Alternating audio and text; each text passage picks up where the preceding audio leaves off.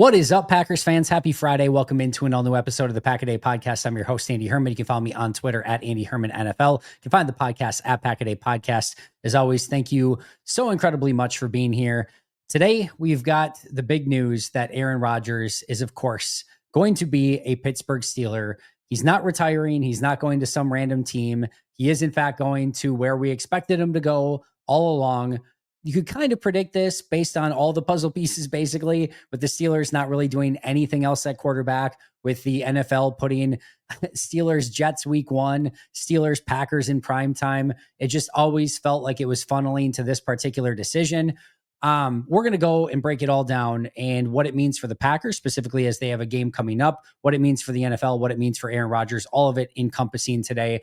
I did think about, and just to be totally transparent here, I understand that this is the Pack-A-Day podcast. This is not the NFL a day podcast. This is not the Aaron Rodgers a day podcast. This is not the Steelers a day podcast. This is about the Green Bay Packers. And Aaron Rodgers is not a Green Bay Packer. The Steelers are, of course, the team that is in the AFC North, not the NFC North. So I do understand that this one might not be for everyone. Had this been a situation where another legendary quarterback was signing with the Pittsburgh Steelers, if Tom Brady was coming out of retirement and signing with Pittsburgh, probably wouldn't have done a full episode on it today. If Aaron was playing in Pittsburgh this year, but they didn't play the Packers, probably wouldn't have done a full episode on it today. And if they didn't play the NFC North, probably wouldn't have done a full episode. But all of those things encompassing, this is an all-time Packers great. Figuring out where he's going to go with his, final stages probably of his career, who knows, but likely the final stages of his career. And then, of course, you have them facing the Packers and the NFC North. I felt like it was enough to discuss, and there's a lot to go over with this. So we're going to jump into it right away. If this isn't your particular cup of tea, no worries whatsoever. Hopefully you'll come back tomorrow and we'll see you guys then. But as of now, we're going to go over and break down the entirety of this Aaron Rodgers to the Pittsburgh Steelers situation. And let me just start by saying, I am all in, absolutely 100%, unequivocally, completely overjoyed with this decision from Aaron Rodgers for a variety of different reasons. First and foremost, there are few players that are so just inherently good for football like Aaron. Tom Brady was this way. What I mean by that is when you turned on football every Sunday or whenever Tom Brady was playing, you had a significant rooting interest in what was going to happen. You either were hoping Tom Brady was going to win, or you were aggressively hoping that Tom Brady was going to lose. And that is good for football. When you turn the TV on and you put a football game on, there's some people, myself included, that it doesn't matter. If it is Panthers, Titans, Thursday night football in a preseason game, I'm all in. You've got me. You had me at football, right? But in general, it's a lot more fun. It's a lot more enjoyable if there's some rooting interest one way or the other. And Aaron Rodgers pretty much always has some sort of rooting interest on one side or the other, no matter what. If you are, and especially there's a lot of Packers fans out there that are still diehard Aaron Rodgers fans, understandably so. Like I said, legendary Green Bay Packer, all-time great. If that is you are, I'm sure, probably excited about this. I think for the most part, because you get to still watch Aaron Rodgers play football.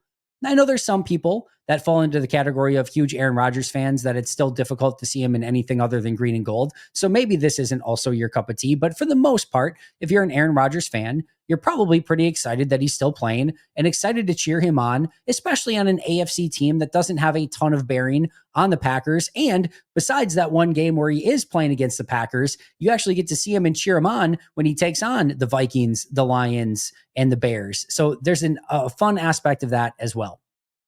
If you swing to the other side and you cannot stand Aaron, and you were so happy when the Packers traded Aaron Rodgers, and you are in the camp of whatever, all the stuff that went on outside of it, and you're just like, you know what? I can't stand this guy and I want to watch him lose. This is great for you too. When you turn on the TV and Aaron Rodgers is playing football, you have a rooting interest in that game for the other team. Now, there may be some complications when it's Bears versus Steelers or Vikings versus Steelers, but still, it's better than the alternative where you're just Mason Rudolph's on your TV and you have like, I don't really care about that, right? So whether you are pro or anti, this is good. And then there's those in the middle that don't really care one way or the other. They don't care what team he goes to. They don't care. He's no longer Green Bay Packer, so whatever. Or they just, whatever team he wants to play for, it's fine. They don't have a rooting interest one way or the other. Even still, you're usually a fan of better football. And I don't think there's anyone that's arguing that the Steelers would be better football with Mason Rudolph or Will Howard at quarterback rather than Aaron Rodgers. So this is better for the NFL. To me, it's better for the Aaron Rodgers fans. It's better for the Aaron Rodgers haters. I just think that this is a win all the way around. And he's just that sort of polarizing figure that no matter what, when he is on, you have some sort of interest in that game, whatever side you are on. And to me, that is a huge win. And it's just better for football in general. The next thing I'll say is, I don't think anyone's really arguing that Aaron, at least by the end of last year, I don't know what this year is going to look like. At some point, everyone has that point where they just can't do it anymore. Maybe that happens to Aaron this year, but I don't, even last year in what is a down year. And yes, there's the very famous Aaron Rodgers quote that down years for Aaron are the best years for most quarterbacks. And he's still completely true in that statement. He was still quite clearly one of the top 32 quarterbacks in the world this past year. And I want as many of the top 32 quarterbacks in the world playing on any given weekend. I don't need to see the 70th best quarterback or the 60th or the 50th. I would like to see the top 32 guys out there because there's only so many of these guys that can make it competitive week in and week out. There's usually not even 32 in the league. And when Aaron is still playing well, he is still definitely in that conversation for being one of those guys that can go out and play an incredible game at any given moment. So to me, rather than having to watch quarterbacks that are mostly unwatchable, if I get to see another season of Aaron, I'm excited about that. And I know that some people just want to see him retire or walk into the sunset and not walk literally into the sunset, but you get my point, walk off into the sunset. That to me is understandable. But if he is still one of the top 32, then he has every right to continue to play. Even if he's not, he has the right to continue to play if some team wants to pay him $20 million to do so, which, by the way, is the rumored amount of 1 year, $20 million deal. We'll see what the ultimate details come out with when we get those. But if some team wants to pay him, he has every right to do it. But I still think he is very clearly one of the top 32 and deserves to be out there every single week. The next thing is, and we kind of talked about it already, is that NFL schedule. And you want as many entertaining, fun games out there as possible. And again, football is great almost no matter what. But the more drama, the more entertainment, the more storylines that you can have, it's just better for the game. And week one, you start right away with Aaron Rodgers versus the New York Jets. Noon kickoff. Packers don't kick off till 3:30. So if you want to keep an extra eye on that one, that's a good one to watch. What does Aaron Rodgers look like as a Steeler? And then, of course, you get to see him go against his former team. And there's already this built-in sort of tension there because Rodgers flew out all the way to New York, per Aaron, and met with the team to try to say, like, all right, what's the plan going to be? Do you guys want to move forward? What's the team going to look like? And they basically said, no, we're out. We have no interest in keeping you. And he's like, that could have been an email, and so on and so forth. So there was already some animosity built there between Aaron Glenn, the new head coach in New York, and Aaron Rodgers. And now they're going to face each other in week one. That to me is very good for football. In week 4, you get Steelers Vikings in an international game that's going to be nationwide to everybody because it's 8:30 a.m. kickoff or whatever Central Time, and that has its own level of intrigue. Sure, it's an international game. We all would have tuned in anyway, but now you get Rodgers versus the Vikings again. That is very, very fun as an international game. Of course, week 8. Packers Steelers, Sunday Night Football. Do we wish it was in Lambeau? Of course, but either way, we actually get to see it. Should be an unbelievable game in week 8. We'll talk about that one more in just a moment. How about Rodgers versus the Bears in week 12? I still own you. Rodgers has gone on the record. He made a joke about it this offseason already about going back to Chicago. Very intrigued in that one in week 12. And then the Lions in week 16 is, of course, another part of the rivalry that he's been a part of for so long as well. So some fun ones on the schedule in that regard. Plus, you have a lot of national games for Pittsburgh. We talked about that international one with the Vikings. They have Thursday Night Football with the Bengals, and sign me up for Rodgers versus Joe Burrow.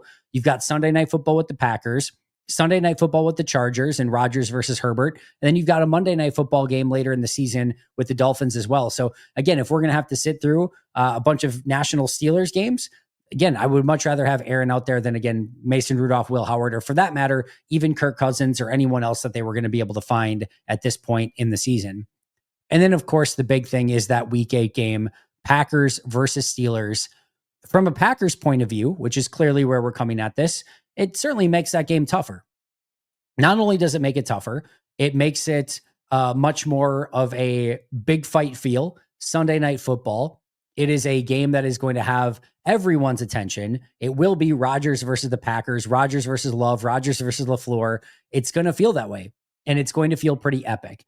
And those games in and of themselves can be a little bit more emotionally draining just because it does have just that little extra emphasis. It is going to be all eyes, all attention on that game. It is going to be the game of the week. And regardless of what else is going on that week, assuming Aaron is healthy and for the most part, the two teams are healthy going into that game, that is going to be must-watch football. So Green Bay is going to go into Pittsburgh. Remember, they're going to be all the way on the west side. I said West Coast, even in quotes, and people got mad because Arizona's not on the coast. I know that. I understand it. But on the western side of the United States, you go to Arizona. And then on the eastern side, back to Pittsburgh. So you've got a little bit of travel there week over week. And then the Steelers also have a rest advantage for that game as well. So Pittsburgh's going to have some baked in advantages. This is going to be a big time game on Sunday Night Football. Again, Rodgers versus the Packers.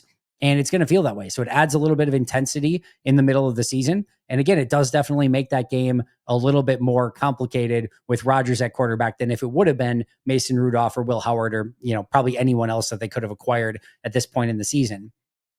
Adding on top of this is another little fun storyline is that Rodgers has wins against 31 of the 32 franchises in the NFL.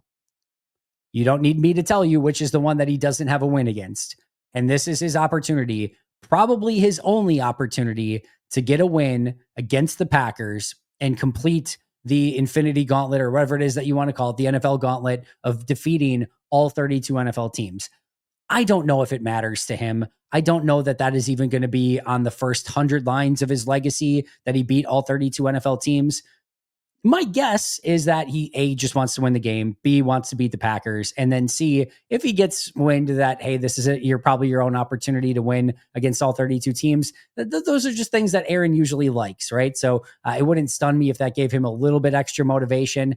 And then, of course, we're going to get all the storylines, right? Like I mentioned, Rodgers versus Matt LaFleur, Rodgers versus the Packers in general, Rodgers versus Jordan Love. And of course, it's silly, as Rodgers would say on Pat McAfee on numerous occasions. It's not Rodgers versus another quarterback. They're not going to be on the same field at the same time, but it is still going to be billed as such. And those storylines are just going to write themselves. And it's just going to give, I think, a lot of eyes and attention to that game. And it should be one of the games of the year if it does come to fruition that way, which it looks like it's going to, barring any injuries. I don't know what the product on the field looks like. We're not sure at this point in time, what the Packers record is going to be going into week 8. We don't know what the Steelers are going to look like going into week 8. Maybe Rodgers just looks completely done and him and the offense are already disjointed and there's already, finger pointing at wide receivers for running the wrong routes and all of that stuff's going on. And maybe the Packers are a juggernaut or maybe it's flipped. I don't know exactly what that's going to look like. I don't think the records matter all that much at that point. Whether the Packers are 7-0 or 6-0 because they have that bye week before. So whether they're 6-0 or 0-6 or anything in between, and the same thing for the Steelers, it's still going to feel like a big game. And I'd be pretty stunned if the teams didn't have at least solid to mid-level records at that point in the year. So it should, again, have that big fight feel almost regardless, but certainly if both teams, and if both teams are really doing well, can you imagine if it's like each team has a loss or are undefeated or anything like that?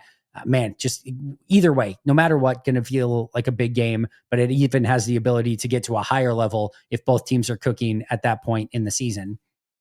The other aspect of this, from a Packers standpoint, is that there are real legitimate NFC North implications. And the Steelers play every team in the NFC North. The AFC North and NFC North play each other. So as if you are wanting to cheer on Aaron Rodgers this year, as mentioned kind of earlier, you do get some rooting interest. It will be Rodgers and the Steelers versus the Bears, the Lions, and the Vikings this upcoming season. And Rodgers has the ability to do the Packers a favor. In an ideal world, the Steelers and Rodgers go 3-1 against the NFC North, and hopefully the Packers pick up that win. And Rodgers and the Steelers can do some, helping of the Packers by beating the 3 other teams in the North. And again, all of those matchups are, uniquely interesting in and of themselves. But add on top of it that, again, if you're a Rodgers fan or just enjoyed him while he was in Green Bay, well, now you get to enjoy watching him go up against those teams and hopefully pick off some wins and maybe give an extra L or two to the Vikings, Lions, or Bears along the way. And again, especially if the Packers can pick up that win, this could work out very nicely for Green Bay. You could have lived in a world in which, and again, I give the Steelers more credit because Mike Tomlin is a 500 coach or better no matter what. But if you were living in a Mason Rudolph or Will Howard era, maybe it's the NFC North just goes 4-0 against Pittsburgh. Now those games are much more interesting with Rodgers at quarterback, and you easily could see Rodgers picking off a couple of those games and maybe even helping Green Bay along the way. Not intentionally, of course, but just in general. One of the funny storylines here that I just find a little bit of humor in, I tweeted this out as well. Of course, the long national narrative in Green Bay was that the Packers never did anything to get Aaron Rodgers a first-round wide receiver. Well, I will tell you, now they gave up a lot for DK Metcalf and a huge contract, but hate to tell everyone, the Pittsburgh Steelers do not have a first-round wide receiver or tight end or running back on their entire roster. Are they wasting Aaron Rodgers' twilight years of his career? Do they even care? Do they even want Aaron to win? I think these are fair questions, and I think it should probably be a national narrative as to whether or not the Steelers have enough weapons around Aaron Rodgers. And just with no first rounders, I don't know how the Steelers could possibly find any success. But I did find that a little bit funny when I looked at it after years and years of, Rodgers never got a first round wide receiver. Now he goes to Pittsburgh. He did get Garrett Wilson in New York. And look at it, would be funny too if all the years in Green Bay where he was so successful, no first round wide receiver. He goes out and has success this year in Pittsburgh, no first round wide receiver. And then the years that he actually had one in New York with Garrett Wilson were an unmitigated nightmare. There'd be a little bit of humor to that, but the Steelers do not have a first round weapon for Aaron Rodgers, but he decided to play there anyway. It's remarkable, I know, but we'll see if that ends up being a national narrative. My guess is it will not, but when it was a Packers thing, big time issue, despite having Jordy Nelson, Devontae Adams, James Jones, Randall Cobb, Donald Driver, Greg Jennings, et cetera, et cetera, et cetera. But there was no first rounders. So very, very big deal at the time. Hey friends, I'm so excited to tell you about this new game-changing product that I've been using before a big night out. It's called pre-alcohol. Now, Zbiotics pre-alcohol prebiotic drink is the world's first genetically engineered prebiotic. It was invented by PhD scientists to tackle rough mornings after drinking. Here's how it works. When you drink, alcohol gets converted into a toxic byproduct in the gut. It's a buildup of that byproduct, not dehydration, that's to blame for rough days after drinking. Pre-alcohol produces an enzyme to break this byproduct down, so just remember to make pre-alcohol your first drink of the night, to drink responsibly, and you'll feel your best tomorrow. Now listen, I get it. I was a bit skeptical about pre-alcohol initially myself, but I've now used it for a bachelor party, the college basketball tournament, and recently for a friend's epic 40th birthday party, and I'm telling you, it's the real deal. And guess what? Summer is here, which means more opportunities to celebrate the warm weather. And before that backyard barbecue brew, the glass of Pinot, watching the sunset at the beach, or a cocktail by the campfire, do not forget your Zbiotics pre-alcohol. Drink one before drinking and wake up feeling great and ready to take on the next day and all that summer has to offer. So go to zbiotics.com/packaday to learn more and get 15% off your first order when you use code PACKADAY. Zbiotics is backed with a 100% money-back guarantee, so if you're unsatisfied for any reason, they'll refund your money, no questions asked. Remember to head to zbiotics.com/packaday and use code PACKADAY at checkout for 15% off. Make sure to support our sponsors and use that code PACKADAY. My question now is, what does this Steelers offense look like? Not necessarily even from a play calling standpoint, although that's very interesting to me as well. But do they go out and get an Alan Lazard from the Jets? I'm sure the Jets would be willing to trade away Alan Lazard. Is that something that Rodgers wants? Another veteran that he knows that he can give some hand signals to out there with him. Are the Steelers willing to do that? And then you get into this whole, how much control does Aaron have? How much is he is Mike Tomlin and the Steelers staff willing to cede to Aaron Rodgers? This is not the Pittsburgh Steelers way of doing things. This is not Mike Tomlin's way of doing things. But Aaron likes doing things his way. And he doesn't like a lot of motion. He likes receivers being a little bit more static. He likes them doing things a certain way. Having all the checks and the calls at the line of scrimmage. So how is that going to mesh? He is going to be at minicamp next week, so that'll be an opportunity for everyone to get on the same page. feels like there can potentially be a honeymoon period here. But I am interested to see, just again, is there any concessions made to Aaron? Is there anyone that they bring in for him? Specifically, I think Lazard would potentially be the one that would maybe make some sense there. And again, I can't imagine that the Jets want anything of real value for Allen in that situation. I could see them potentially doing that. Heck, you could probably just swap like Robert Woods for Allen Lazard. I don't even know that the Jets care at that point. So that's an interesting one. And then just in general, how much of this is the Rodgers offense and Rodgers saying, hey, just give me the keys, I'll take care of it from here? Or do the Steelers say, no, you're running what we want to run. That's part of the deal, but it's not negotiable. Mike Tomlin's in charge. They're going to run the Steelers offense, and that's all there is to it.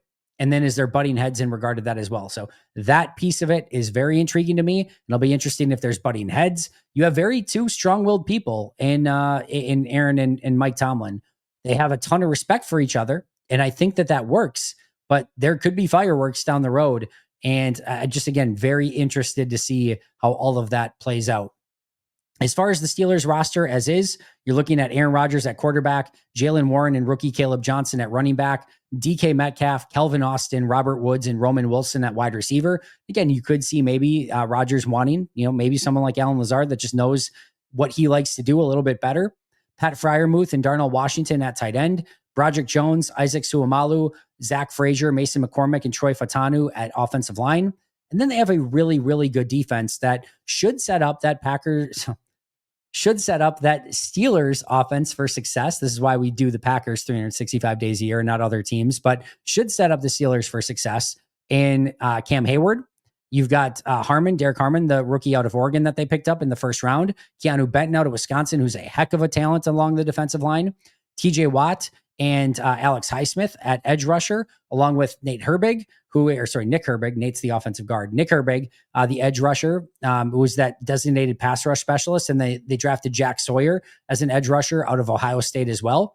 Peyton Wilson and Patrick Queen at linebacker. Darius Slay, Joey Porter Jr. on the outside at corner with Beanie Bishop in the slot. Corey Trice backing up. And then Minkah Fitzpatrick and Juan Thornhill at safety with Deshaun Elliott there as well. That defense should be really good.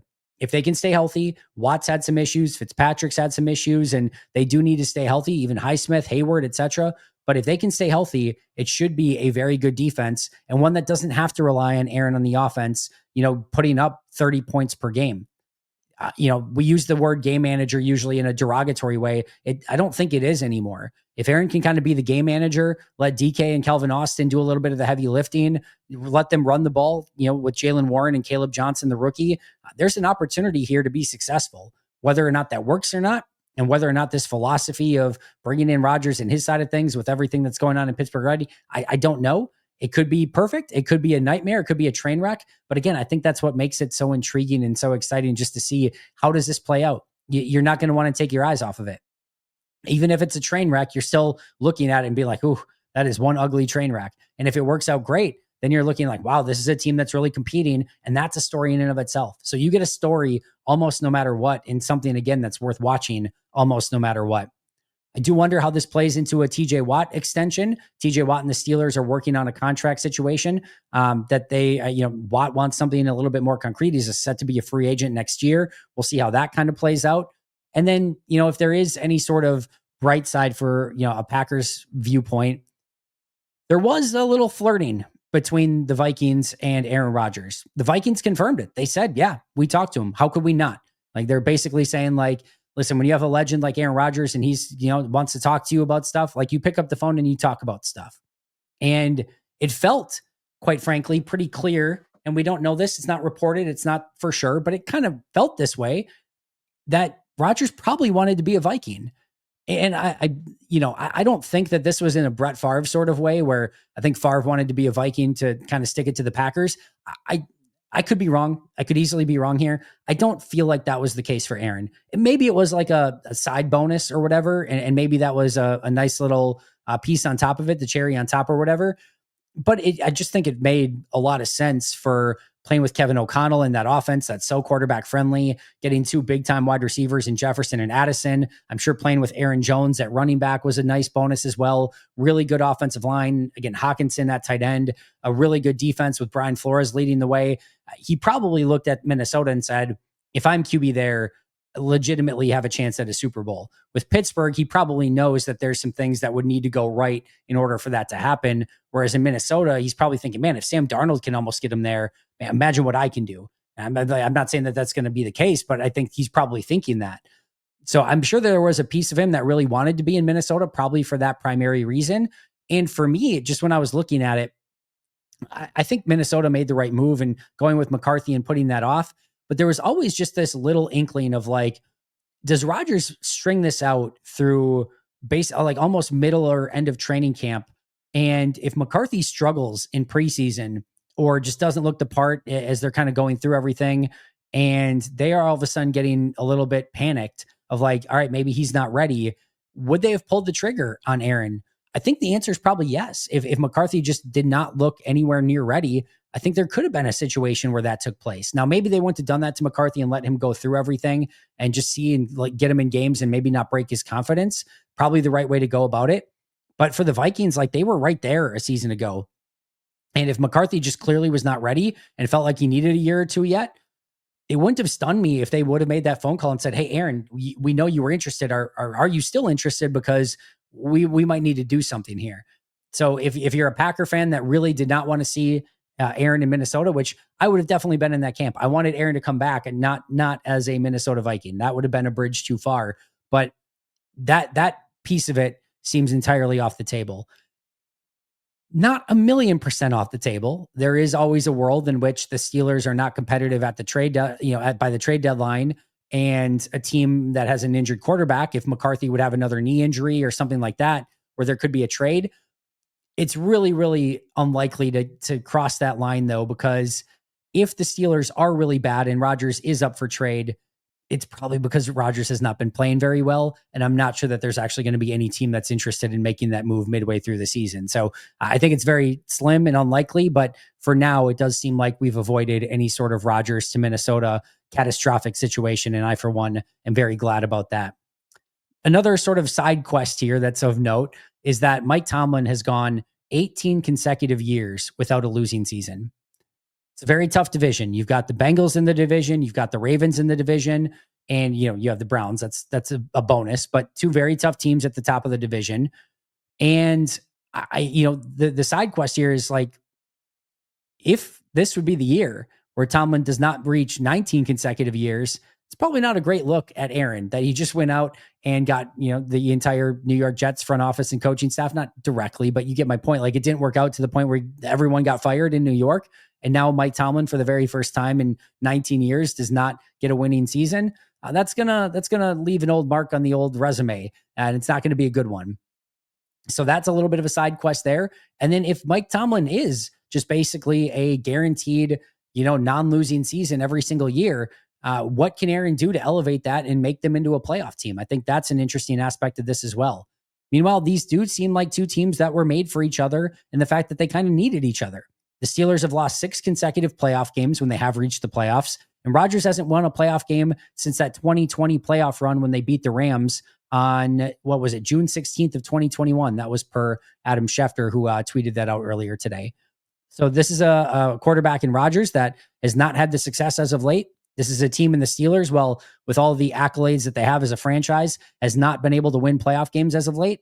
We'll see if these two together can both get over that hump and finally not only get to the playoffs, but maybe win a playoff game this upcoming season. And then, of course, you have Rodgers' legacy that is certainly not on the line, but a part of this for Aaron has to be wanting to finish it better than what happened with the Jets. Wins and losses are not a quarterback stat, but the Jets were 5-12 with Rodgers over the last 17 games and over last year. It did not go great. Now, again, his worst seasons are most quarterbacks' best seasons. Still completed 63% of his passes, almost 4,000 yards, 28 touchdowns, 11 interceptions. Statistically, still pretty darn good.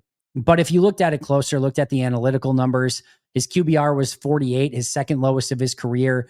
There was still a lot to be desired, and that offense just looked disjointed and out of rhythm for a good chunk of the season. And again, basically everyone in New York ended up fired after the entire Aaron Rodgers experiment. Not saying that's entirely Aaron's fault, not by any stretch of the imagination, but when you bring in Aaron and he's supposed to be the savior and the guy that gets you to the promised land, and instead you have 2 abysmal seasons, one due to Aaron's injury, the other due to just the team not being good, and everyone's canned. Again, it doesn't look great. And I'm sure Aaron would like to end his career on a much better light than what that one in New York ended up being. Looking back at the Aaron Rodgers trade from a Packers standpoint, still fun to look at. And as we kind of get ready for the season, the Jets in that trade ended up getting Aaron Rodgers. Will McDonald is the pick swap that they basically did with Lucas Van Ness. And then they have 2 former 7th rounders in Jarek Bernard-Converse and Zach Kuntz. The only player that they have there is remaining for the Jets is Will McDonald IV. Now, again, the swap of first round picks didn't mean a whole heck of a lot in the scheme of things. But so you can kind of take LVN and McDonald IV out of this equation. But that's what's left for the Jets is Will McDonald IV. For the Packers, they have Lucas Van Ness, Luke Musgrave. They got Anders Carlson. He's gone. But they also got Edgerrin Cooper with the pick that they got in that trade as part of that deal. And then they also used 168, in 2024 to trade up for Jacob Monk. And they used pick 190 to help them trade up for Evan Williams. So a piece of Evan Williams, a full Edgerrin Cooper, and then still kind of 2 lottery tickets, if nothing else, in Luke Musgrave and Lucas Van Ness. If you take the Van Ness and McDonald things out of it, because again, it's basically just two swap, like a swap, 2 picks between themselves. Take that pick swap out of it, and it's basically nothing left for the Jet. They technically, I think, have Zach Kuntz left. I don't know if Jarek Bernard-Converse is still on the team as well, but I don't know if either of those players are set to make the team this year. Meanwhile, the Packers have Luke Musgrave, Edgerrin Cooper, and partially Jacob Monk and Evan Williams from some picks that they used in those trades as well. So definitely Green Bay doing a little bit better than what the Jets ended up with. And of course, the biggest part of that deal in its entirety was the Packers getting off of Rodgers' contract and the Jets taking on a massive Rodgers contract. That was a godsend for Green Bay and an absolute albatross for the Jets, which remains on their salary cap for the next couple seasons as well. Much better trade for Green Bay than it ended up being for New York. That kind of does it for the entire conversation. I could not be more thrilled about Rodgers being a Pittsburgh Steeler. I'm excited to see him play more football. I'm excited to see how the Steelers do, how he does. And of course, week 8 Packers Steelers is going to be absolutely epic. That is going to do it for me today. Thank you so much for joining me. Always appreciate you guys a ton. I'll be right back here tomorrow with an all-new episode. Shout out to our All-Pro and Hall of Fame members, Most Hated Minnesotan, PJ Wayne, John Wild, Brandon Paletta, Boom Handle, Donald Lee, Lori Lord, Baby QB, David McCluskey, Donald Decker, Alex Wong, Peter Ritaka, Jay Zimmerman, B. Brown, Puerto Rican Packer, Dan Gessford, Dylan Pat Scott, SoCal Pack, Chris Rager, Izzy Roberts, Ian Ewing, Jake Koner, Carla Delgado, Willie Winklesinkel, Jen Wright, The Gable Storm, Matt Geiger, and Pack Attack Cast. I'll see you guys tomorrow, but until next time, and as always, go Pack Go.